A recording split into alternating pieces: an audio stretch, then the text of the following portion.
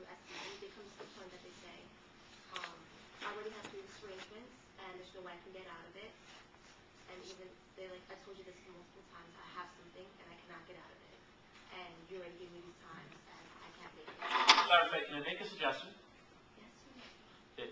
I'm only trying to help you out, so I would suggest that you rearrange your prior applications. How can we make this work?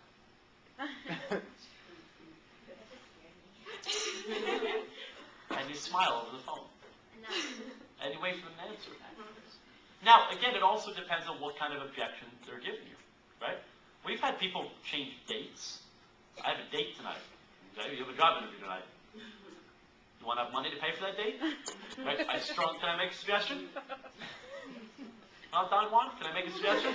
Right? Why don't you make it in tonight for your interview? How's that sound? Okay? And they're like, okay. Right? Now you don't just want to throw them into the interview. You got to make sure they can actually make the time. Right? If they're like, no, I'm going to be getting surgery tonight. They're cutting off my right arm and replacing it with my leg. Okay? Well, yes, they're not going to be in tonight. I hate to break it to you. Okay? But again, at that point, if you've already asked 4 or 5 times, see, if you offer a second interview time or a third interview time at the beginning, now they think it just doesn't matter. So how serious do they even take your job interview? Do they even take it seriously? Those are the people who, I was busy when you do the no-show. I forgot. Because they didn't even take it seriously in the first place. You make them work. Make them work over the phone. You're going to feel like $1 million when someone gives you every excuse in the book, and at the end, they're scheduled for tonight. And you walk out in that interview group, and who do you see? The person who had all the excuses in the world why they could not make it. Michelle? Oh, no, I was just going to mention something similar to her. I work with the other girl in my office that I work with. A couple of days ago, she followed this whole SCE schedule with about 2 people. And after she was finished with it all, the girl had the right to tell her she was being rude. I have no problem with that. Tell her to F herself. What is that? Oh, because the other receptionist asked her, what do you have going on for the day? She's like, well, what do you mean? Why are you asking what I have going on? Oh, by the way, if someone gives you attitude, you say, because you called me for a job. That's why. Because I'm offering you a job. That's why. And you give them attitude right back. So I would even say, like, are you kidding me? I'm being rude? I'm offering you a job interview. Go work at McDonald's. And tell me your mama has hankles while they're at it. Right? So, honestly, you don't even give those people the time of day. Someone who's rude to you? What are you, out of your effing mind? Rude to me? You know who I am? I'm the boss. Right? You know, you should say it over the phone. I don't care. Billy will tell you. Right? Tell them to go screw themselves. Right? I'm going to go jump off a cliff. Right? Head first. Right? No. If someone gives you an attitude, someone for asking the question, what are you doing? I know, we were like... Because you're asking me for a job. That's why I'm asking you, punk. Right? Do you want a job? No? Good. Then go get off my effing phone. Right? And go F yourself while you're at it. Right? You have my permission to tell people to go screw themselves anytime you need to. Just be careful with it. Make sure you're not talking to like the superintendent of a school who's calling to get like 300 kids a job. Right? Be careful. So how can we make this work?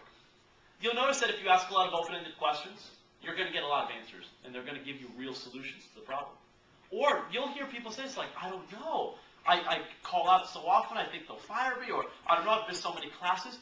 Now they're working with you. What they're basically telling you is, I really want to come in, but I don't know how. What do you then have to do? Come up with a solution. Help come up with a solution for them. And again, be a problem solver. There's no problem they have that you cannot solve. None whatsoever. Okay, I'm in Pennsylvania. Okay, well, I have an interview tonight. How can we make this work?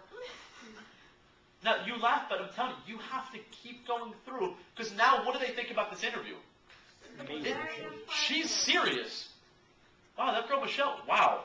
She wouldn't accept no for an answer. Well, that's because we're that busy. Do you want a job? We're that busy. You need to make it in tonight at 6:15. How's that sound? Now, if they have an absolute, legitimate reason for not coming in, and you've gone through all that, then at the bottom, okay, I do want to help you out here. Okay, so I'm going to go out on a limb for you. Pause. I just spoke to my manager. By the way, what do you have to do in the meantime? See those dots? You got to put them on. Again, quick hold, 10 seconds or less. Okay, I just spoke to my manager, and I can squeeze you in for tomorrow at 3 p.m. How's that sound? At this point, they're like, thank you, right? Like, thank you so much. Like, you saved me and gave me an interview time. That's how important it is that you go through this entire sheet. Who here has heard me go through this entire document before? Liz, you've heard it like 3-4 times. Melissa, you've heard it, okay? That's how important this is. Just a warning, every receptionist meeting you ever attend, we're going to review this document. Every single receptionist meeting you ever attend, I'm going to review it and role play it and say things because it's that important. Okay? My receptionists know what is one of my major pet peeves in the office. When people don't follow what's on the wall, which either means SDE or